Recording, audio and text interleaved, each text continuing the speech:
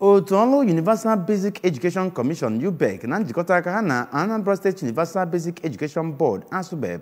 bụ ndị nke gara n'ihu wee chịkọba ma meyepụ ya bụ amụma ihe mmemme ịkwalite ezi ọrụ bụ nke ha na-alụ ma bụkwazi na amụma ọrụ mgbatasị enyemaka bụ nke si n'aka gọọmenti etiti wee na-abịa n'ebe ahụ. Nke a bụzi nke achịkọbara n'ụlọ ọgbakọ ezumezu nke ya bụ ASUBEB nke dị n'Ọka ma bụrụ nke dọtara nke garigasị iche iche na-alụ ọrụ nke gụnyere ndị nke na-eweta netwọk eji wee na-alụ ọrụ ndị isi nke ọrụ gọọmenti otu mmadụ nkịtị dị iche iche yanakwazi otu na-egbe agha emegide ego mmazụ.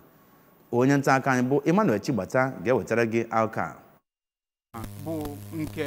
UBEC bidoro n'iji nyere ụmụ akwụkwọ prima nakwa ndị ogogo sekọndịrị aka ma kụwaa ebe ya bụ amụma bụ nke abụọ dịka emechara nke mmalite ya n'afọ gara aga. Dịka ọ na-agbape ya bụ mmemme ka onye isi ASUBEB bụ Associate Professor Vera Nwadinobi kọwara na tupu nwee mmeri na ya bụ ihe akpọrọ financial bill na ọ dị oke mkpa na ndị ga-arụ ya bụ ọrụ ga-erube isi n'ihe iwu kwuru. Associate Professor Nwadinobi kwere nkwa na ya bụ ụlọ ọrụ ga-afụ na emere ya nke ọma n'iji fụ na o ruru ebumnobi aka na-achị steeti a bụ ọkammụta Chukwuma Soludo. O kelekwara ya maka agbammbọ ya n'ịfụ na ya bụ amụma bụ nke bịara etu o kwesịrị. N'akụkụ ya, onye bụ Director Planning, Research nakwa Statistics nke ASUBEB bụ Dọkịnta Uchenna Ezeani kọwapụtara na ya bụ financial bill bụ ogogo ihe niile ma too aka na-achị steeti a bụ Gọvanọ Soludo maka ịkwụ ụgwọ akpọrọ counterpart funding